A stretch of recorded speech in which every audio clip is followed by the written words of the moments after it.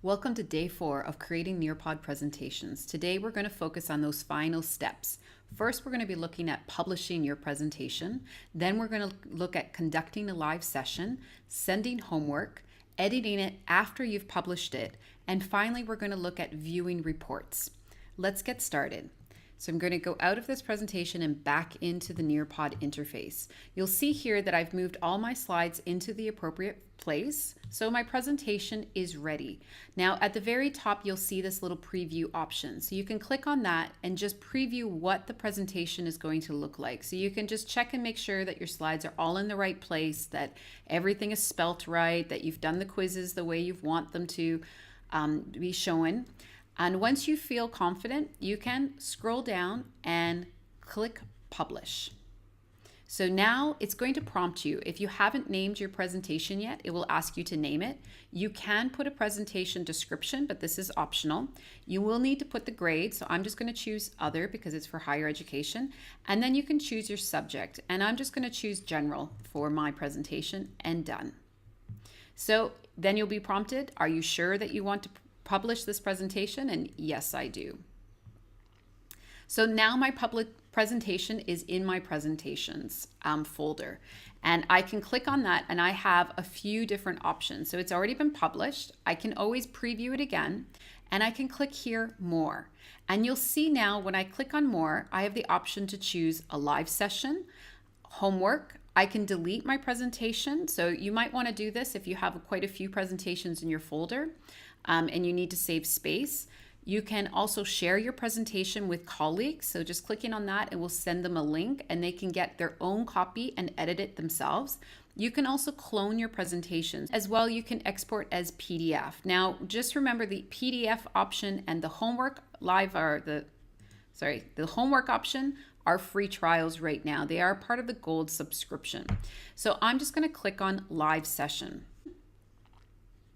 And now my presentation is about to start. Now, when it first opens up, it's always going to open with this screen, and that's the pin that you want to share with your audience. So you can always email it to them, Twitter, Google, or Facebook.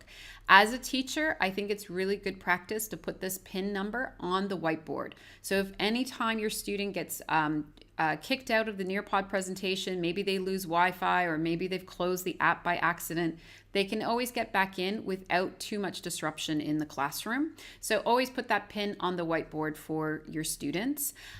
For you as a teacher, you won't be sharing this screen typically. Remember, Nearpod presentations are on your students' iPads or computers, so there's no need to share this screen with the students.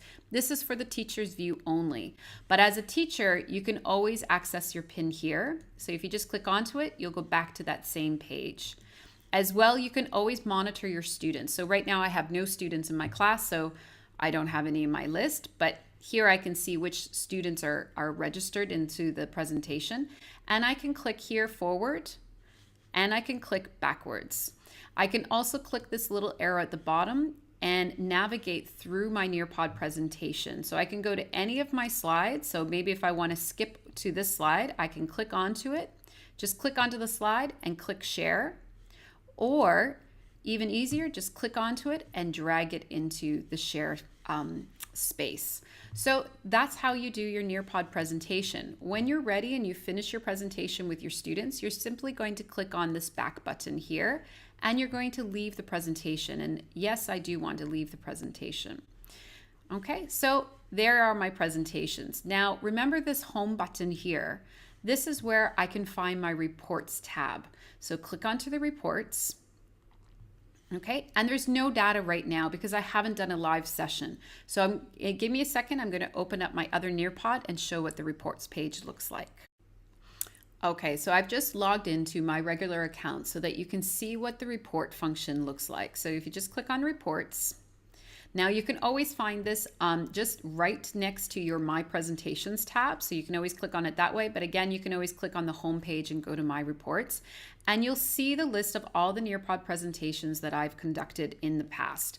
Now, when you click on your Nearpod presentation, it will tell you how many students, when you did that presentation, so the timing of it, how many students logged in. And if I click on that report, I can see all of the answers for the students. I can see what they got right, what they got wrong.